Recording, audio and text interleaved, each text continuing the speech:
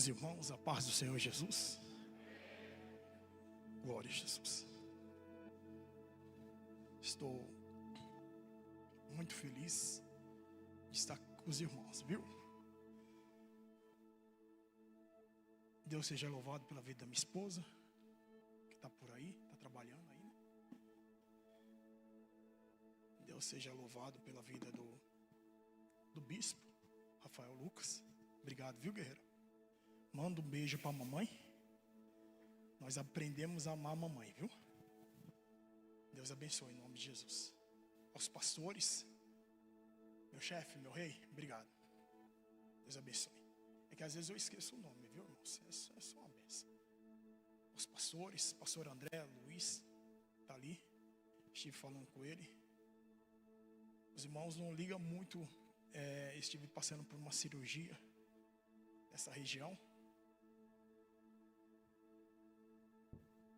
Dona Rosana, né? Eu já acabei de falar.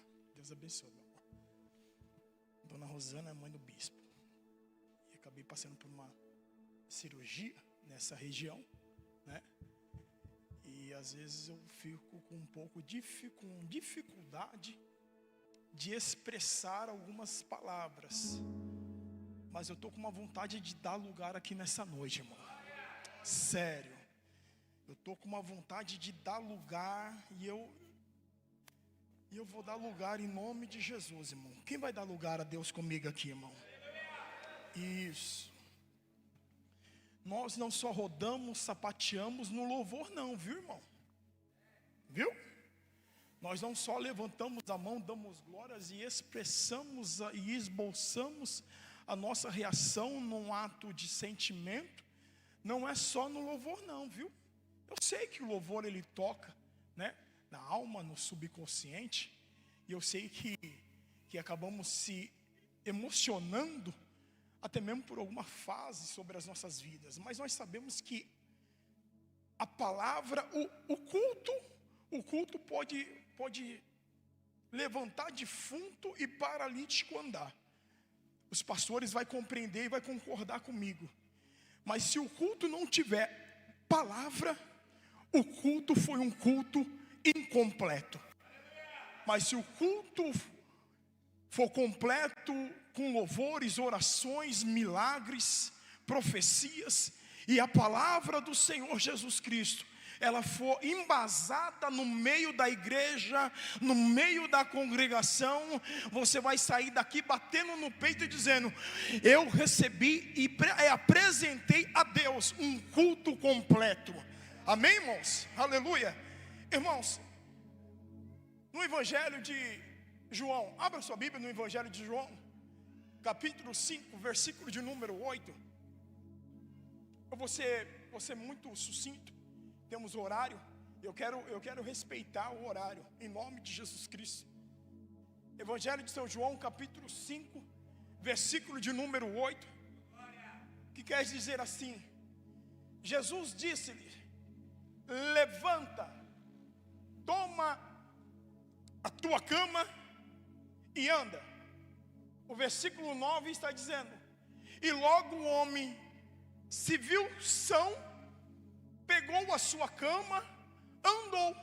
Mas naquele dia era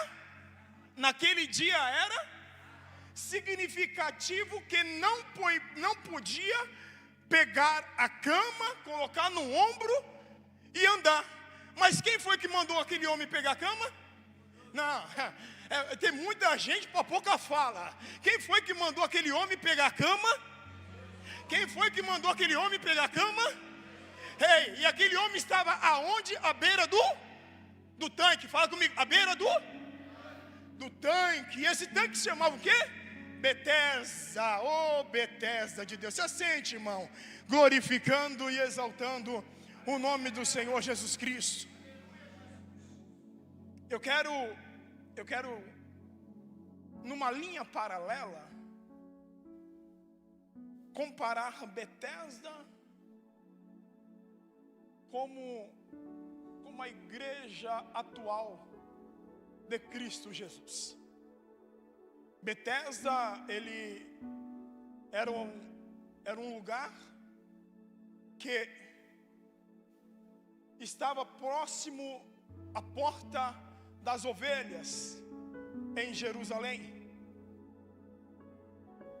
E Betesda, ali era o lugar onde tinha uma situação que provocava sobre as nossas vidas, sobre a vida daquelas pessoas, expectativa, mas também frustrações. Porque nem todo mundo que estava ali era curado. Nem todo mundo que estava ali recebia o seu milagre.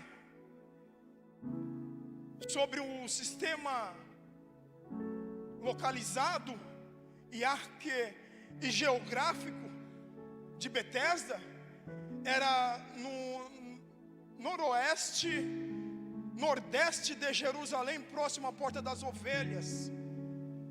Hoje faz parte de um bairro muçulmano da Cidade Velha.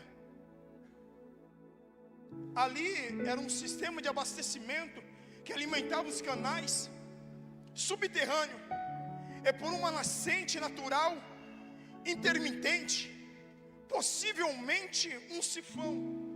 Esse fluxo irregular pode ter gerado a crença de que a água se movia miraculosamente.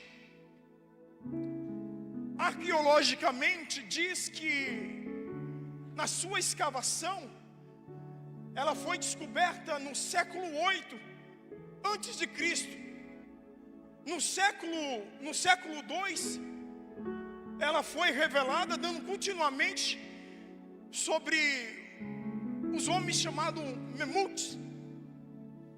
Mas ela foi restaurada pelos romanos quando entrou em Jerusalém.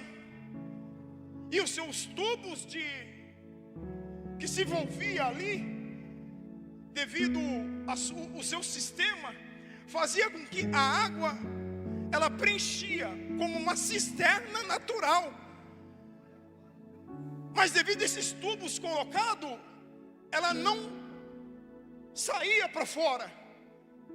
Mas eu prefiro ficar com a Bíblia, porque arqueologicamente diz que não era um anjo que descia. Se não me falha a memória, parece que a Bíblia King James que fala que não existia um anjo que descia ali. Era mais ou menos esse sistema que era envolvido. Mas eu prefiro ficar com a Bíblia, igreja. Eu prefiro ficar com a palavra de Deus. O quê?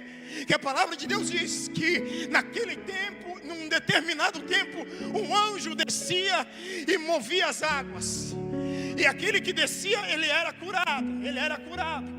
Mas no meio da multidão, Jesus, ele subiu a uma festa. Jesus, ele focou um homem no meio da multidão. Oh, Jesus, eu vou dar lugar aqui nessa noite. No capítulo 5, no seu versículo de número 5, estava um homem que havia 38 anos, aleluia. E no versículo 6, diz que Jesus, ele viu aquele homem e sabia que aquele homem estava há muito tempo naquela situação. Levanta a mão comigo. Levanta a mão comigo, oh glória a Deus. Levanta a mão comigo, porque o Senhor nessa noite, Ele te viu em meio à multidão. Eu estou comparando Betesda com a casa do Senhor, com a igreja. O sistema de alegria, de felicidade quando recebe, e o sistema de frustração quando não é alcançado. Aquele homem estava naquele lugar 38 anos.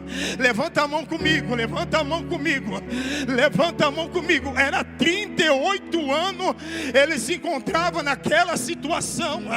Jesus, ele entrou, ele subiu para uma festa, mas ele entrou, por quê? Porque o propósito de Jesus era encontrar levantar um homem. Que homem era esse? De uma situação precária. Qual era a situação precária? A sua paralisia física e espiritual. Jesus, ele olhou para aquele homem e foi ao encontro dele. Levanta a mão, igreja. Jesus, ele está indo nessa noite ao seu encontro. Ai, ai, ai. Eu vou começar a dar lugar. Ei, ei. Aí ele para diante de ti, toca no seu ombro e diz: filha, eu sei que já tem um tempo que você está nessa situação. Eu sei que você está num período de tempo em busca de um milagre. Eu sei que você está em um período de tempo em busca dessa porta que ainda não abriu. O Senhor está dizendo: eu sei há quanto tempo você está esperando, mas sossega, aquieta o teu coração, porque nessa noite o varão está mandando dizer assim: o milagre vai chegar até você, o milagre vai chegar até você.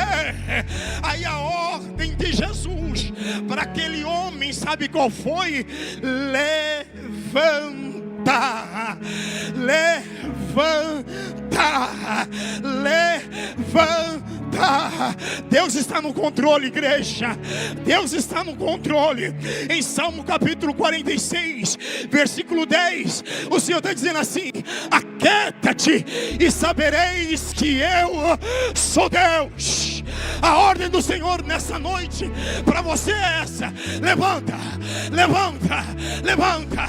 Muitos querem ver você caído, muitos querem ver você tombado, muitos querem ver você cabisbaixo, mas a ordem de Jesus para você nessa noite é: levanta, levanta, porque quando você levantar, quando você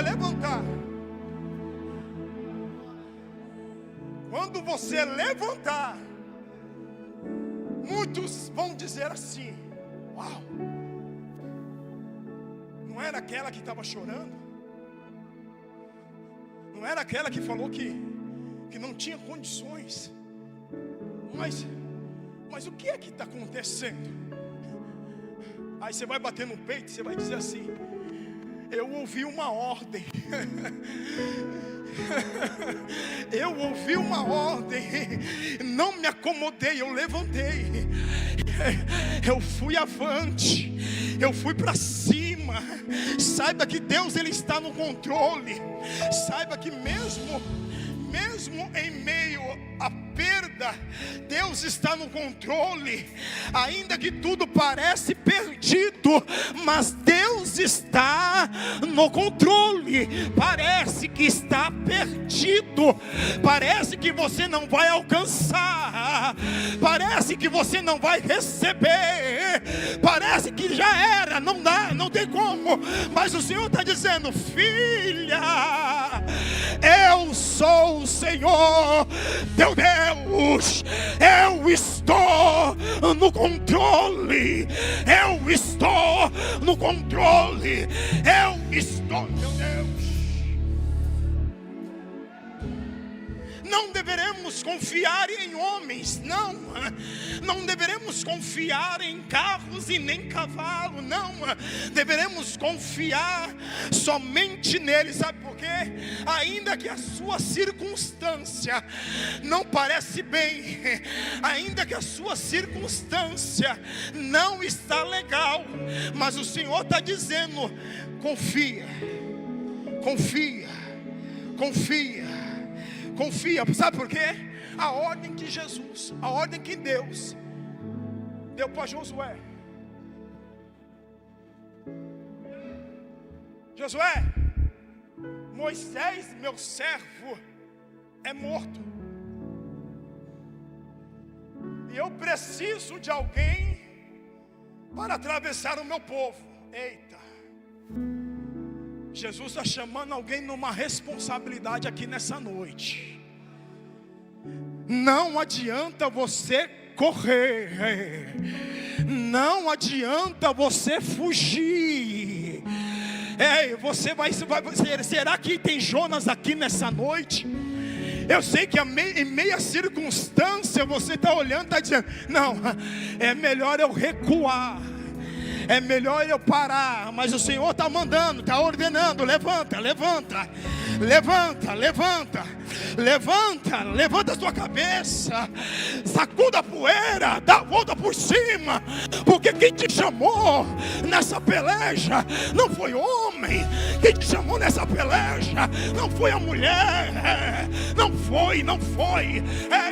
Eu tenho ouvido alguns podcasts por aí que dá nojo, irmão, dá nojo. Deus não existe. Será que Deus existe? É debate de pastores, teólogos com ateu desinformado. Aleluia. Deus existe, Deus não existe. Será que Deus faz, Deus não faz? Será que pode profetizar ou não pode profetizar na igreja? Será que pode falar em mistério, em línguas estranhas? Dá nojo, irmão, dá nojo. Sabe por quê? Você quer saber se Deus existe? Olha para o seu irmão que está do teu lado, aleluia, pergunta para ele se Deus existe ou se Deus não existe. Ele vai te falar assim: ei, quem foi que me tirou daquele lugar lá? Se não fosse Deus, nem aqui eu estaria para contar a história.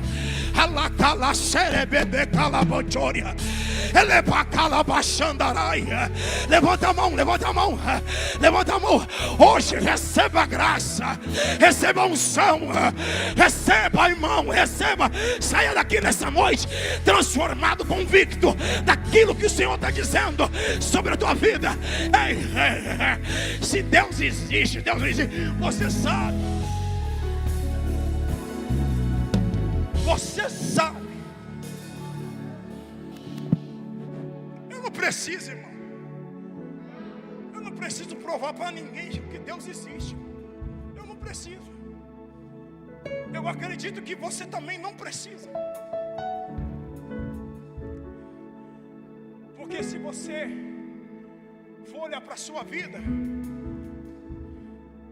você vai falar: ei, Ele existe.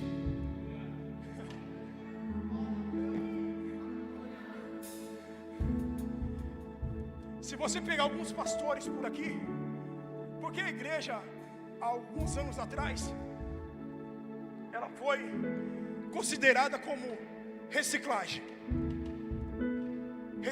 humana. Dá para entender? Algo orgânico você faz o quê? Joga fora. Por quê? Porque azeda, não é comestível, não dá. Ainda se embora que existe ainda pessoas, seres humanos que ficam, em beira do lixo, ainda pegando aquela comida que para nós não serve para se alimentar, mas é orgânico, para nós não presta.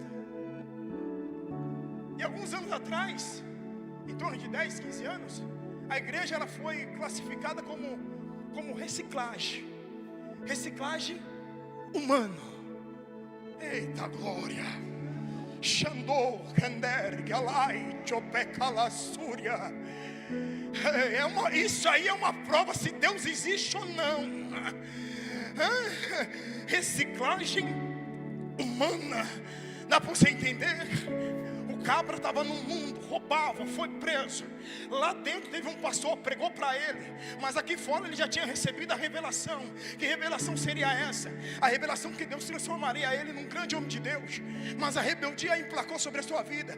O que ele fez segundo o seu querer, a sua vontade. Foi para a cabeça, foi para o crime, foi roubar, foi traficar, foi fazer um montaréu de situações ruins. Pela lei do homem ele foi preso. Pela lei do homem pagou o preço. Pela lei do homem cumpriu. Ao cumprir, lá dentro alguém falou assim: Deus tem um plano na tua vida, Deus tem uma obra na tua vida. Aí ele olhou, viu, levantou a mão, acreditou, guardou na tábua do teu coração. Aí ele saiu para aqui para fora. Ainda se vacilou alguma vez, outra, aí veio aquelas irmãzinhas do coque, aquelas irmãzinhas de oração. Foi ao seu encontro, bateu no seu ombro e falou: eu tenho um plano na tua vida. Você tenta correr para a esquerda, para a direita, não tem como, porque eu tenho um plano na tua vida. Aí, irmão, você creu, tomou posse, foi para a casa do Senhor, seja lá qual for a igreja. Eu vim de uma igreja pentecostal minúscula, pequenininha, irmão, pequenininha, que lá no bairro sacudiu a figueira. Sabe o que é isso, irmão? É uma prova se Deus existe ou não. Sabe o que eu entendo sobre isso, irmão? Que aquilo que Deus fez por mim, homem nenhum faria. Aquilo que Deus fez por você, aleluia, será que algum homem faria em seu lugar? Será que alguém faria? Não, homem nenhum faria o que Deus fez por você. Então está aí a prova, se Deus existe ou se Deus não existe. Mas vamos lá. Este homem, ele precisava de uma certeza. Que certeza era essa? Do plano espiritual sobre a vida dele. Qual seria? 38 anos, em sua paralisia física, não tinha como ele ir para o templo, ouvir a palavra, mas ele aguardava o movimento das águas. Aí Jesus, em meio à multidão, vai ao encontro dele. Jesus indo ao encontro dele, a ordem de Jesus foi duas. Primeiro, a pergunta: queres ficação? Aí ele traz todo o contexto da sua vida, dizendo sempre quando ele vai ir, não tem homem algum que pegue ele e jogue primeiro. É diferente daqueles outros 4 homens que pegou seu amigo. Jesus estava em Cafarnaum, dentro de uma casa, não tinha como chegar, não tem como, e diante da presença do mestre pela porta. Então vamos dar nosso jeitinho, vamos abrir um buraco no telhado e vamos descer. Homem, quem tem amigo é bom demais, irmão, aleluia. Que meia luta, meia provação, ele pega na tua mão e fala: olha, eu não tenho prata, mas também não tenho ouro. O que tenho eu vou te oferecer. Eu vou orar por você, eu vou rogar por você. Bendito seja Deus. Aí, igreja, entenda uma coisa: quando aquele homem recebe um milagre, aleluia. Por quê? Porque Jesus, ele falou que pega a sua cama e anda. A cama era a prova da sua situação. Que situação é essa? A sua paralisia. Não tem como ir, não tem como avançar, aleluia. E a palavra, o verbo levantar aqui nessa noite, não é só ficar de pé, não, é avançar, ir para cima, em meia circunstância. Você sabe que Deus tem um propósito sobre a tua vida. Você sabe que Deus tem um plano sobre a tua vida. Você sabe que se essa porta não abriu, porque não era para se abrir. Se esse negócio não aconteceu, não era de Deus, foi livramento. Se essa pessoa foi embora, levanta a mão para o céu e glorifica a Deus. Ei, é Deus dando livramento para você. Entenda uma coisa, que quando esse homem pega a cama simbolizava a sua circunstância. A cama que uma hora carregada depois da palavra. Entenda, ele não recebeu a cura no agitar da água, porque só recebia a cura quando a água era agitada. Mas ele recebeu a cura mediante a palavra do verbo encarnado. Jesus, foi através do que, igreja? Da palavra. Foi através da palavra. Foi através da palavra. A Bíblia vai nos dizer, irmãos, que existiu um homem, um oficial do rei. E este oficial, ele sabia que Jesus iria passar por um determinado lugar. Mas nos versículos anteriores, em João capítulo 4, versículo de número 41 em diante, em Caná da Galileia, Jesus, ele disse assim: olha, o profeta não tem honra na sua própria pátria. Aí Jesus caminhou, foi avante, foi indo. Um oficial disse: mestre, eu preciso que o senhor vá na minha casa agora. Por quê? Porque meu filho está morrendo. Aí, irmão, aí aquele homem apressando Jesus, Jesus disse: fique em paz, o seu filho não está à beira da morte, não, ele vive. Irmão, olha que contraste e contradição é. O homem sai da sua casa com seu filho à beira da morte, encontra Jesus, Jesus só fala a palavra, o seu filho vive, o seu filho vive. E sabe o que aconteceu, irmão? Quando ele chegou diante da casa dele, um dos servos disse: ei, fique em paz, porque o seu filho já levantou da cama.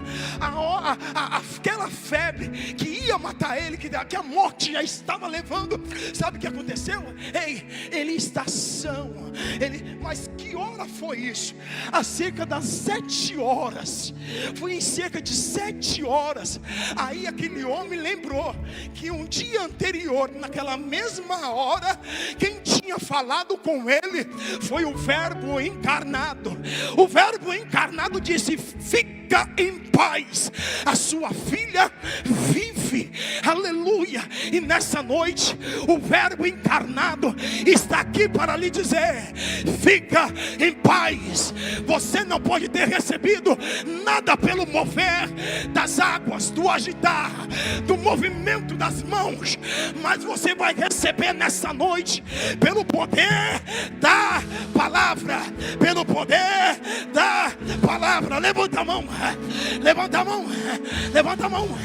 Hoje Deus vai te levantar, hoje Deus vai te capacitar, hoje Deus vai te curar, hoje Deus vai te renovar, hoje Deus vai te sustentar, hoje Deus vai te justificar, hoje Deus, levanta a mão. Já era para você estar dando glória, sabe por quê?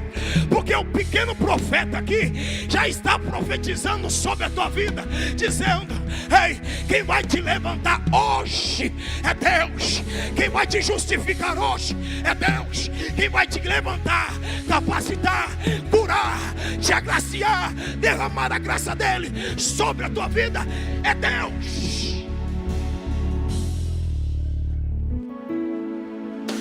Ai, ai, ai, ai. Meu Deus.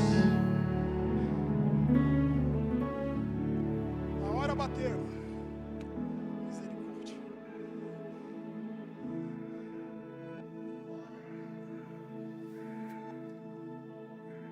Deus está dizendo para você não só se levantar. Deus está falando para você voltar para o caminho.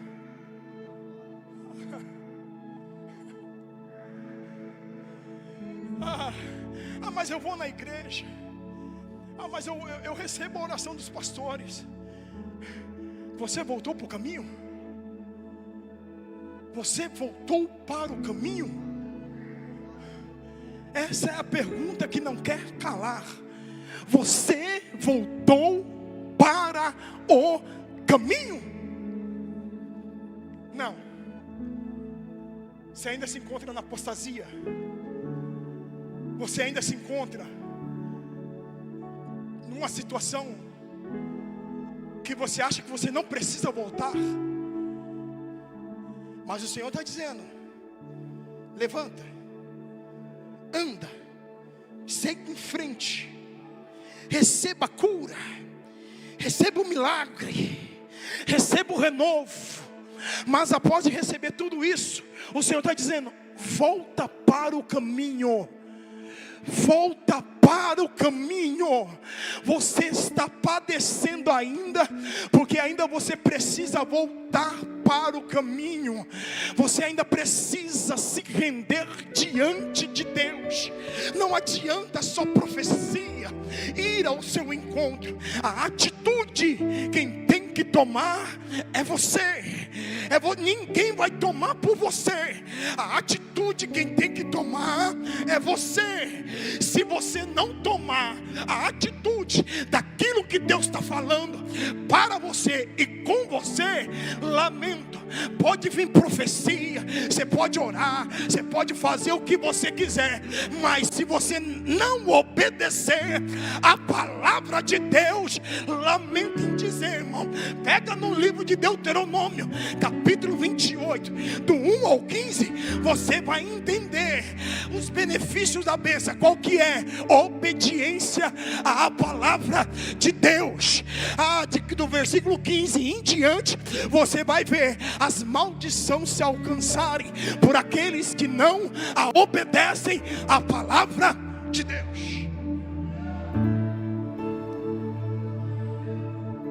Você não sabe por quê? Porque Deus te chamou.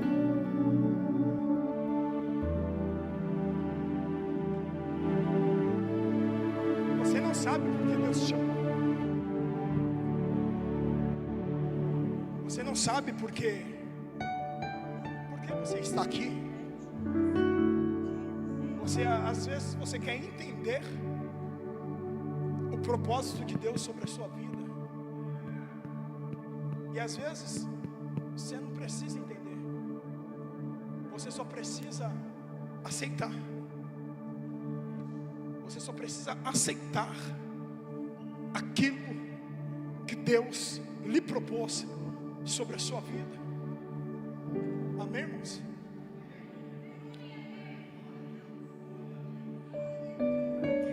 Eu não sei o que ele viu em mim. Se coloque de pé, igreja. Se coloque de pé. Mesmo assim ele me abraçou. Sim. Eu não sou o que eu devia ser. Mesmo assim ele me abraçou. Olha aí. Sou pequena, ele tão grande é. Se renda a ele. Eu sou falho, ele é fiel. Você veio aqui nessa noite para adorar a ele, para glorificar a ele. Você veio aqui nessa noite para ouvir uma palavra de Deus. Mas ele me prometeu o céu. Ele lhe prometeu muitas coisas. Eu só quero adorar, por isso estou Ele lhe prometeu aqui. muitas coisas. E se eu não adorar, falta algo em mim. Mas levanta a mão e adora. Eu jamais saberei. Adora ele. Porque me escolheu. Mais de uma coisa eu sei. Deus. Tudo que eu tenho ele me deu. Você crê? Você crê? Eu só quero adorar. Às vezes não precisa muito, não. Estou aqui. Não precisa muito. E se eu não adorar, falta. Só precisa você se render diante de Deus. Jamais saberei, Meu Deus. porque me escolheu. Mais de uma coisa que eu tenho, tudo que eu tenho ele me deu. Aleluia, louvado seja Deus, glória a Deus. Quem gostaria aleluia. de se render ao Senhor Aleluia. nessa noite? Quem gostaria de aceitar a Cristo sobre a tua vida aqui nessa noite? Por isso eu estou aqui. Quem gostaria? E se eu não Você sabe que o propósito de Deus sobre a tua vida é único. Algo em mim. Não fique sofrendo. Saberei, Não fique aí padecendo. porque me escolheu. Só receba o chamado. Mais de uma coisa eu E deixa sei, que o resto Ele faz que eu tenho, sobre a sua vida. ele me deu. Deixa que o resto Ele complementa sobre a sua vida. Eu não sei o que ele viu em mim. Porque você não veio aqui à toa. Não entendo porque Você não está aqui à toa. Amor. Existe um propósito de Deus sobre, Eu não sou o sobre que eu você, devia ser. sobre a sua casa, sobre a sua família. Mesmo assim Ele me Em nome do Senhor Jesus. abraçou. Não insistirei. Sou pequeno, Ele tão grande. É ridículo, esta fala a Eu nós. sou falho, Ele é. Você quer aceitar a Jesus? Porque bem na verdade nós temos que ver se Ele quer nos aceitar. Essa é a verdade. Mas Ele me prometeu. Será que Deus Ele te aceita aqui nessa noite? Ah, meu Deus. Eu só quero adorar. Glória a Jesus. Por isso estou aqui. Adore, glorifica a Deus, E se eu exalte o Senhor. não adorar, falta algo em mim. Eu jamais saberei, porque me escolheu. Mas de uma coisa eu sei, tudo que eu tenho Ele me deu. Amém, irmãos? Amém, igreja?